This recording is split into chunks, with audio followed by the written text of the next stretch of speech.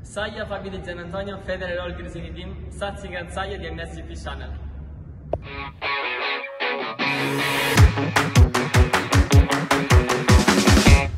Oke. Kita sampai di episode terakhir musim 2021. Tetapi aku akan atau kita. akan syuting lagi nanti. Oh iya. Khusus untuk aku mau kasih tahu dong sama teman-teman di rumah. Iya. Kalau misalnya mereka habis tes di Jerez mungkin. Iya. Kan mereka semuanya coba motor baru. Betul. Dan akan ada hasil. Iya. Dan akan ada aku jangan lupa guys, karena selama 2 tahun itu MotoGP nggak bisa dikembangkan engine-nya, ya. Iya, Cuman freeze. Ya, jadinya sekarang bisa. Jadi aku sangat pengen tahu. Iya. Ya apa yang nanti habis Jerez terjadi dengan motor yang baru. Ada Yamaha dengan motor. Yamaha tahu sendiri kan, Quartararo dari kemarin-kemarin bilang Yamaha harus lakukan sesuatu. Betul. Supaya motor saya lebih kencang karena power kurang. Suzuki juga problem sama. Bro, Honda problem loh, Born. Honda kemarin waktu balap di Valencia, itu menurut saya itu adalah hari paling buruk selama dari tahun 1992. Betul. Ya, di mana tim resmi nggak balap. Dua-duanya. Nomor 1 karena Marca semuanya tahu dapat jatuh dari motor enduro, geger otak dan masalah mata. Yang dulu kambuh lagi, jadi dia istirahat lama karena ini bisa sembuh. Tapi sendiri dalam waktunya 3-4 bulan atau harus dioperasi. Kalau juga tunggu 3-4 bulan berarti di Jerez Marquez nggak ada. Iya, memang pasti dia absen. Paul mungkin juga tidak ada karena kemarin waktu jatuhnya parah sekali. Oke, nggak ada yang retak, tetapi sakit banget. Dan di Jerez aja kalau meskipun dia misalnya bisa turun pasti nggak bakal maksimal. Kemarin juga Taka di Valencia jatuh. Dan Alex selesai di posisi 13. Saya rasa itu sesuatu yang sangat buruk sekali. Dan Taka juga sangat-sangat jelek. Tahun lalu dia jauh lebih bagus daripada tahun ini. Dia nggak bisa mendevelop motornya sendiri. Bradel kayaknya juga nggak bisa. Marquez juga nggak ada. Aku nggak tahu deh. Aku bingung sekali soal Honda, bro. Tapi makanya itu saya akan update. Kita akan update. Apa yang terjadi sesudah Jerez nanti dengan mungkin episode khusus. Dan kalau mereka ada testing atau shakedown, kita akan ada di situ. Ada. Jadinya jangan khawatir, Matteo sama Satar nggak akan hilang total. Tapi mungkin nggak ada juga setiap sebentar seperti sekarang atau seminggu 2 kali karena kita juga perlu istirahat juga. Aku mau mudik. Dia ini aku nggak mau bicara soal dia mau lakukan apa karena sangat sensitif dan kalau ada anak kecil yang dengar itu bisa kiamat. Kira-kira begitu enggak? Ya, kira-kira begitu. Kira-kira begitu. Okay. Kali ini nggak salah. Jadi, back to topic. Kamu mau bicara apa ini? Kita harus merayakan pembalap yang tahun depan bersama kita. Namanya? Dari tim Flexbox Federal Oil Gresini Ducati. Dia naik kelas loh. Fabio Di Gianantonio. Kadang menang, kadang hilang. Dija. Dia itu konsistensi sangat amburadul. Tanda tanya besar. Di mana dia di MotoGP tahun depan harus kerja lebih keras lagi. Harus performance yang lebih bagus lagi. Karena tahu sendiri bahwa di MotoGP itu tidak ada kesempatan kedua. Kenapa? Karena banyak sekali yang mau naik. Banyak sekali dari Moto2 juga bintang-bintang baru. Dan Pedro Acosta pasti mau naik. Sergio Garcia mungkin nanti dari Moto2 atau siapa lagi yang jadi juara dunia Moto2. Jadi harus benar-benar fokus dan konsentrasi karena dia punya tim hebat. Gresini Federal Oil. Tim hebat sekali. Dengan pengalaman di MotoGP udah lama banget, meskipun tahun depan dia ada sama Ducati, dan sebelumnya dia start dengan Honda, dari Honda ke Aprilia, sekarang dari Aprilia ke Ducati, tetapi dia harus perform. Meskipun kemarin di Moto2 dia performa luar biasa, tapi itu Dija bisa bagus banget, Dia bisa dapat pole kemarin, tapi gara-gara kena sedikit green zone, di cancel lapnya. Kalau nggak dia pole. Selain itu kan di race juga dia sangat-sangat bagus. Cuman bisa kalah dengan Raul Fernandez. Cuman setengah sekon loh bro. Berarti dia kan kalau bisa kick up sama Raul itu berarti hebat nggak kira-kira? Hebat banget. Karena ini rookie yang sangat hebat. Sama seperti Pedro Acosta. Tapi menurut saya Raul lebih bagus dari Pedro Acosta bro. Iya, karena dia sangat-sangat dominan. No. Dan agresif. Gini bro. Pedro Acosta datang dari datang dari Red Bull. Artinya apa? Dia udah biasa bawa Moto3. Betul. Dia udah tahu Moto3 apa. Kalau ini bukan loh bro. Dia dari Moto3 langsung rookie di Moto3, best rookie langsung best pole position di Moto3, nggak jadi juara langsung dilempar ke Moto2. Moto2 dari Moto3 bedanya jauh sekali. Tapi bisa langsung jadi rookie of the year, bisa langsung menang 8 kali, hampir jadi juara dunia.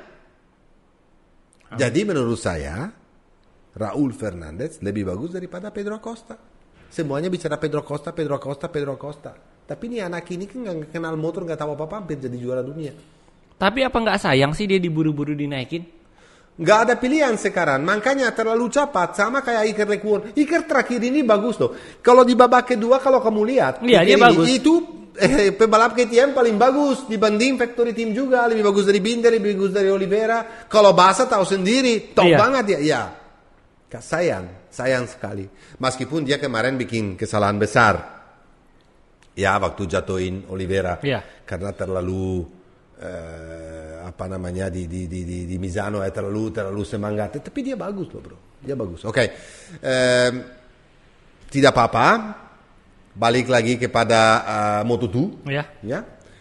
Kita bicara 1, 2, 3. Saya nomor 1 angkat topi sama seorang Raul Fernandez yang jadi juara 8 kali. Dan dia tuh as a rookie punya rekor baru sekarang. Dia kalahin Marc Marquez. Betul. Karena Marc Marquez waktu rookie di Moto2 jadi 7 kali juara.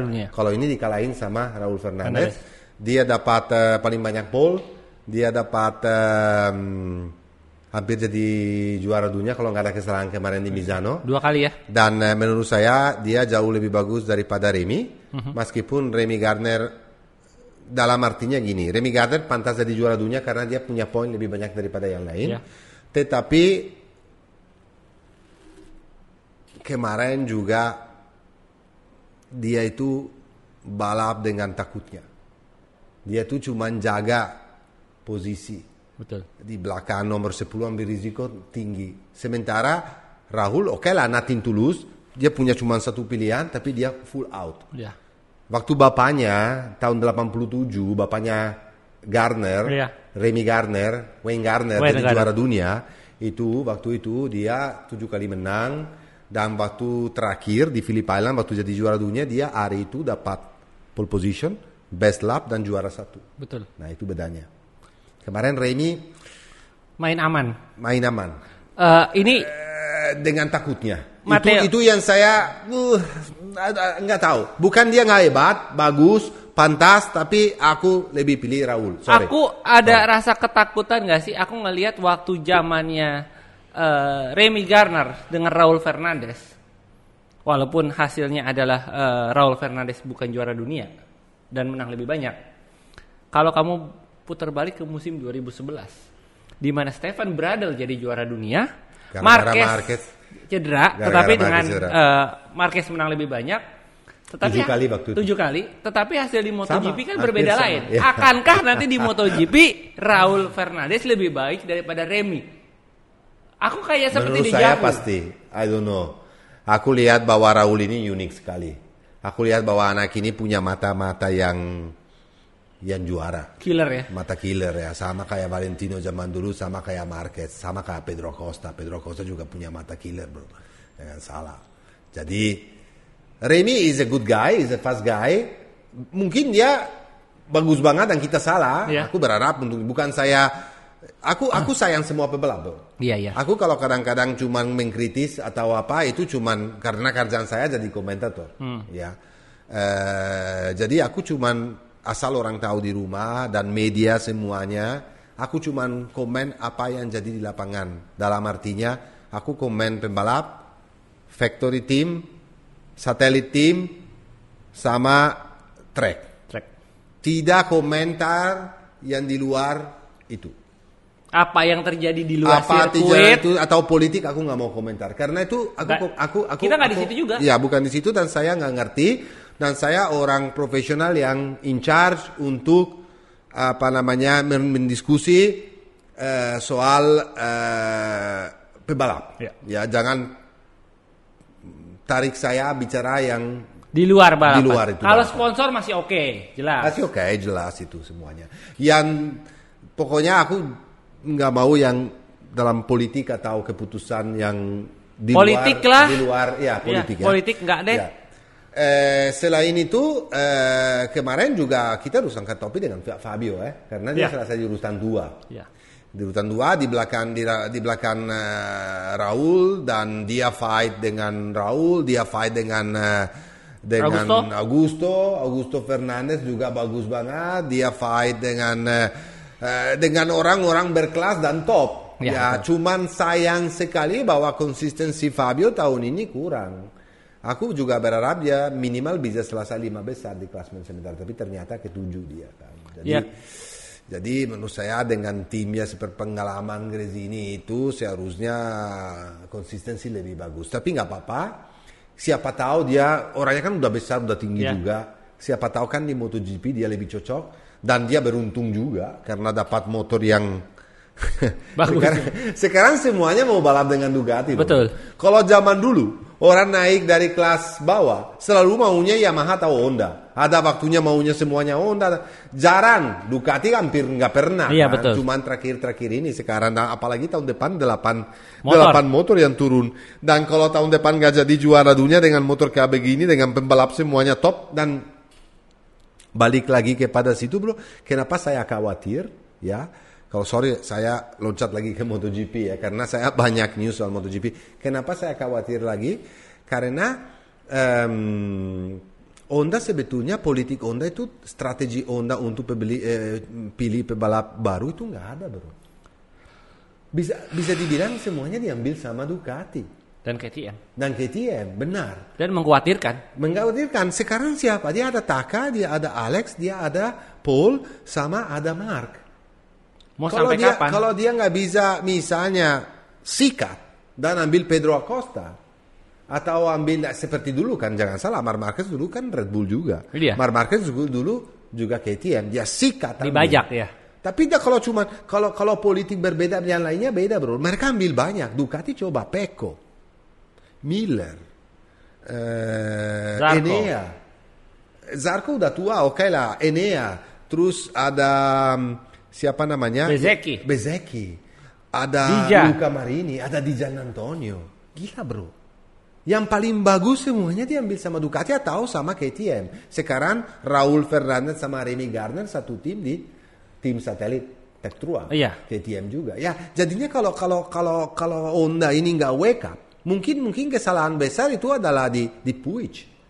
Ya kita akan lihat dan saya berharap karena Honda terlalu tergantung Marc Marquez sekarang ini. Dia tahu dengan Marquez dia punya fenomena yang sesudah Valentino Rossi jadi legenda dan bagus banget. Sebagus Valentino Rossi bisa menang semuanya. Tapi kalau dia cedera seperti sekarang, kalau ada apa-apa, yang ganti dia siapa? Let's say Marquez nggak cedera, dia balap juara dunia 2 tahun lagi, lalu dia mendadak dia pindah balapan atau dia sudah tua pensiun, mau bagaimana? Nggak ada. Itu masalahnya. Mereka harus lebih berfokus dan konsentrasi supaya bisa dapat pembalap muda yang lagi naik down. Betul. Nah itu aja. Oke. Selain itu kita bicara sedikit soal Moto3 kemarin. Moto3 ya. 1, 2, 3. Ya kemarin sih race-nya tuh sebetulnya lebih kepada pride. Adu gengsi ya Pak ya. Adu gengsi ya antara Pedro Acosta dan siapa namanya dan pebalap Foggia. Kenapa? Karena Foggia mau balas dendam. Gara-gara kemarin di strike sama Darren Binder kita nggak bisa saksikan grand finale antara dua pebalap ini karena tapi dia strike Acosta. Ya, strike Acosta kemarin jadinya tapi sangat normal bro. Ya, itu karena itu is a matter of pride. Championship dia udah minta maaf juga sama Acosta karena dia sedikit terlalu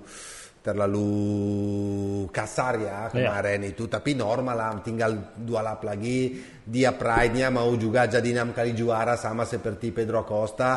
Pedro lagi bagus banget all weekend, jadi terjadi apa yang terjadi, udahlah nggak apa-apa, Pedro Acosta tetap pantas dan sesuai perkiraan semua orang jadi juara dunia. Dia tahun depan pindah ke Moto2. Dennis Foggia tetap di Moto3 dengan tim Leopard.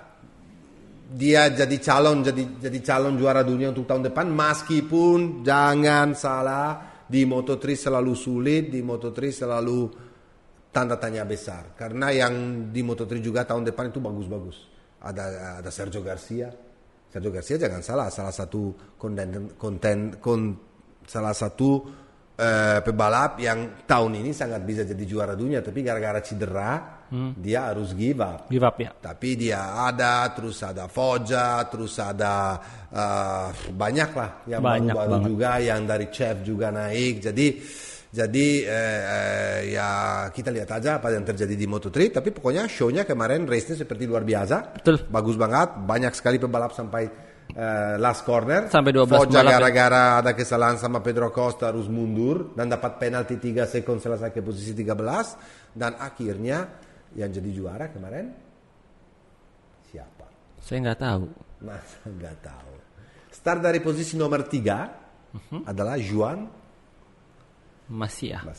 Akhirnya Juan Masia juga akhirnya, karena salah satunya juga untuk tahun depan, bro, sebetulnya bisa jadi calon juara dunia. Jaume Masia karena bagus sekali. Dan Sergio Garcia juga kemarin udah balik dari cedera, udah balik dari ini dan selesai di nomor 2.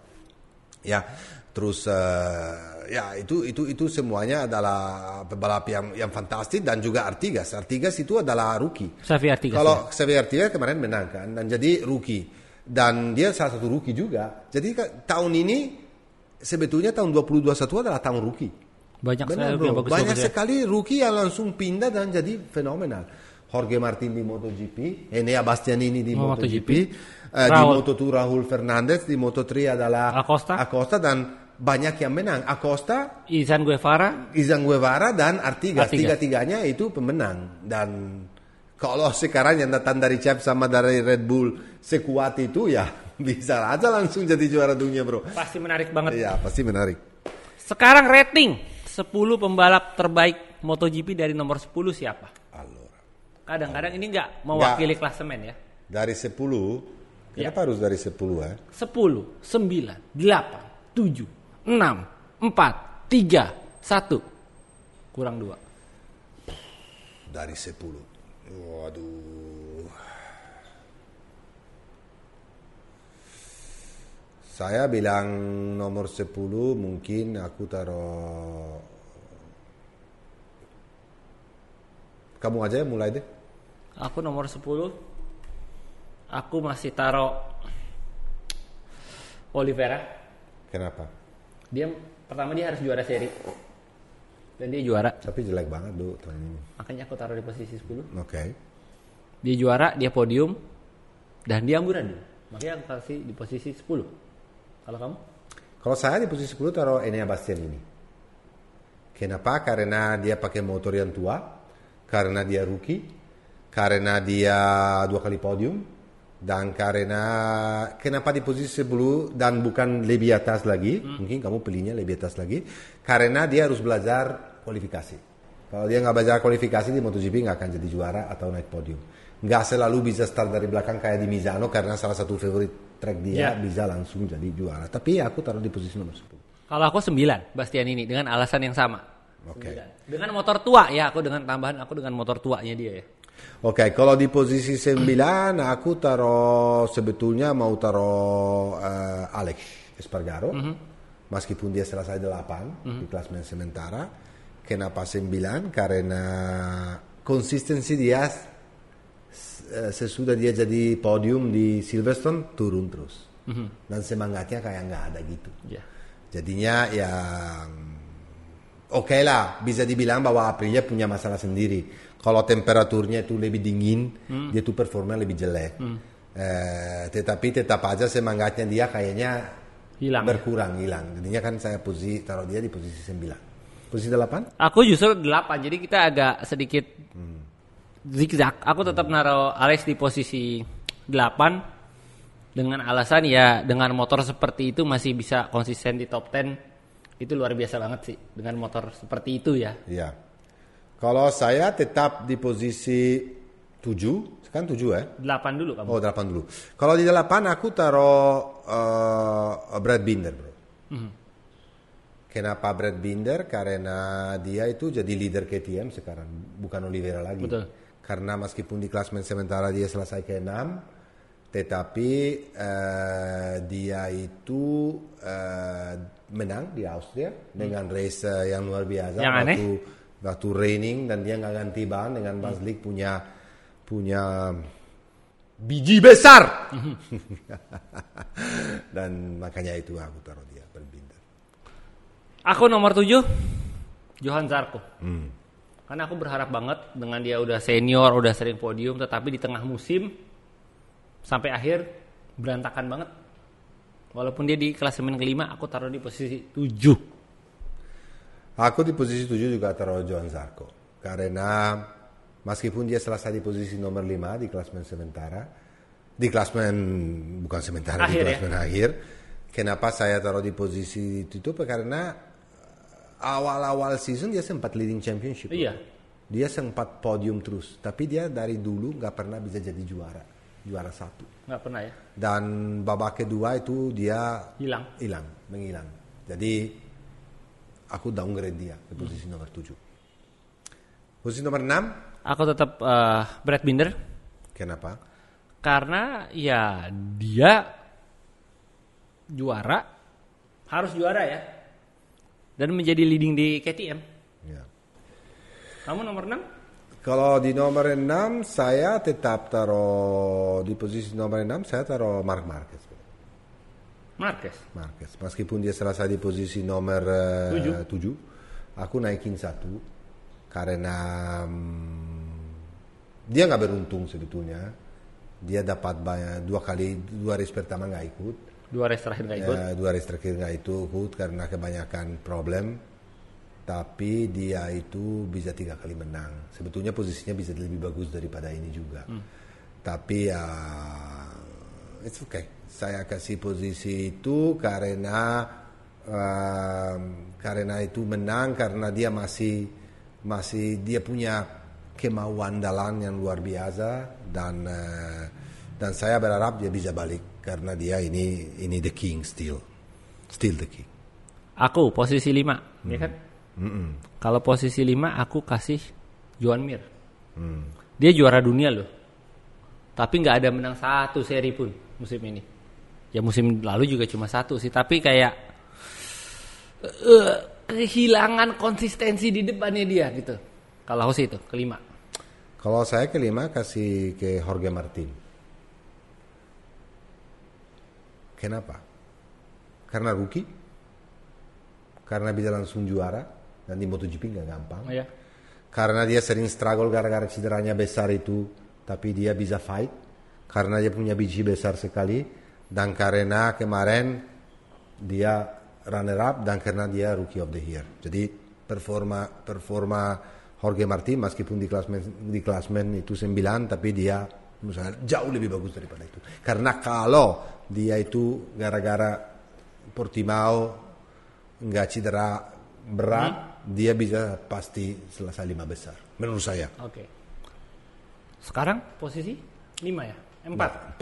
Posisi keempat aku kasih Jack Miller. Ya sama, aku mau ikutin klasmen sementara semua. Jack Miller karena benar konsistensi kurang. Tapi dia sebetulnya berpotensial lebih. Iya. Tapi terakhir ini lumayan. Tapi harapan dan dia kita kontribusi lebih besar untuk Constructor Championship sama Team Championship ya bro. Kalau aku posisi 3 ada 2 orang. Maaf ya, curang nih. Marquez sama Martin. Karena ini pasukan pengkor. Yang satu absen 4 balapan, satu absen 5 balapan. Kamu Martin belum sebut ya? Saya juga belum sebut kan? Sudah. No, sebelumnya. Jangan sampai 2 kali. Enggak, kalau aku Martin sama Marquez. Karena apa? Di posisi 3. Iya, dikombinasikan 2 pembalap ini menghasilkan 4 juara seri, 3 podium. 1 pole. Dan dikombinasikan dari 2 pembalap ini adalah mereka absen 9 balapan. Kalau saya tetap Joan Mir di posisi 3, bro. Karena Suzuki struggle banget. Karena Suzuki itu punya engine pelan banget. Karena kehilangan Davide Brivio sangat kerasa banget. Dan dengan Suzuki nggak improve sama sekali. Iya. Sejak tahun lalu dia jadi juara dunia, dia tetap masih bisa punya konsistensi untuk selesai di posisi 3, meskipun dia nggak pernah jadi juara. Iya. Tapi ada orang kemarin konyol lah, ada beberapa yang dari media dari luar negeri bilang bahwa sebetulnya Rins lebih bagus karena minimal Rins usahakan untuk naik podium. Itu bukan caranya begitu untuk jadi juara dunia, bro, maaf ya. Kalau kamu usahakan terlalu keras dan jatuh, artinya apa? Bahwa Rins nggak ngerti limit motornya dan Mir mengerti limit motornya. Mir tahu bahwa lebih dari begitu pasti jatuh. Jadinya Mir dapat apa yang sewajarnya dengan maksimal motornya. Makanya saya bilang hebat banget. Tetap saya pilih dia untuk posisi nomor 3, di mana di klasmen akhir ini dia memang di posisi nomor 3 dengan ini adalah nilai dengan 208 nilai, ya. Jadi dengan 1, 2, 3, 4, 5, 6 kali podium. 6 kali podium. Lumayan lah untuk seorang Mir. Lumayan lah, bro. Sebetulnya dia berpotensial dan bagus loh. Dia bisa, dia sekelas Bagnaia, sekelas Quartararo. Tapi masalahnya nggak punya mesin dan dana. Iya, benar. Kalau posisi 2 dan 1 aku wrapping aja ya. Peko sama tetap aja harus begitu. Pak Quartararo udah nggak ada lagi. Setuju itu. Setuju. Pembalap paling sial musim ini menurut saya Marc Marquez. Nomor 1 Marc Marquez. Marc Marquez, bro, karena kemarin itu please deh yang jatuh dari enduro dan bisa kena mata yang sama. Apes banget. Itu paling sial dia menurut saya. Meskipun saya nggak percaya ya nggak sial itu atau nggak sial itu, tapi yang paling susah dia paling sial ya. Dan apalagi sekarang dia nggak bisa ikutin tes di Jerez, itu penting banget untuk Honda loh. Dan Honda nggak ada yang bisa mendevelop motornya cuma dia doang. Jadinya ya itu dia. Menurut kamu? Kalau aku pertama Marquez, kedua Morbidelli. Itu juga. Itu pasukan apes 2000. Itu juga. 21. Karena tahun sebelumnya jadi runner up, tahun ini dia udah start dengan motornya yang susah payah, tua, Yamaha udah struggle, plus dia itu cedera. Sudah lah ya. Sudah. Dan terakhir update sponsor VR46 gimana sih? Rossi sudah mulai pusing dan dia sudah mulai. Dia akan ada, tetap Aramco ada, akan ada di fairingnya, tapi mungkin nggak segede seharusnya. Kalau awalnya dia menjanji kasih 18 juta euro, sekarang mungkin cuma 3-4 juta euro. Kecil. Dibanding seharusnya kecil, tapi mungkin untuk tahun berikutnya lagi lebih besar. Kita akan lihat aja. Aku ini sangat nggak profesional sama sekali. Bukan dari pihak tim Rossi ya. Bukan dari tanah. Karena dia udah datang sendiri, dia udah shake hand sendiri sama Carmelo Espeleta, sama Dorna, udah diumumkan gede-gedenya, tapi karena mereka percaya. Tapi ternyata tidak. Jadi malu dong, bro. MotoGP lo, bro. Ya, begitulah. Kurang lebih. Ada gosip satu lagi loh. Apa? Bro. Aku dengar. Bahwa Petronas mau sponsor Honda dan Repsol goodbye. Oh iya, itu. Kamu pernah dengar nggak? Aku pernah dengar itu sekitar 2 minggu lalu dari Tang Taufik, TMC Blog. Dia juga udah ngomong. Dia dari Manuel Pecino. Ada kemungkinan tahun depan itu terakhir ya Repsol, karena Repsol sendiri hanya jualan di Eropa dan di semenanjung Iberia, sementara Petronas itu global, jadi akan ada Petronas ke Repsol. Let's see. Kita lihat karena aja. Apapun bisa terjadi di MotoGP. Iya. Dan apa yang pasti hari ini tidak pasti lagi besok. Oke. Ciao. Sampai jumpa after Jerez. Mungkin aku nggak tahu kapan. After kamu balik, dia balik dari nggak tahu dari mana. Ya. Kalau dia balik lagi ya, karena siapa tahu nggak balik lagi. Ya. Ngarep. Pokoknya after New Year kita akan balik. Bye.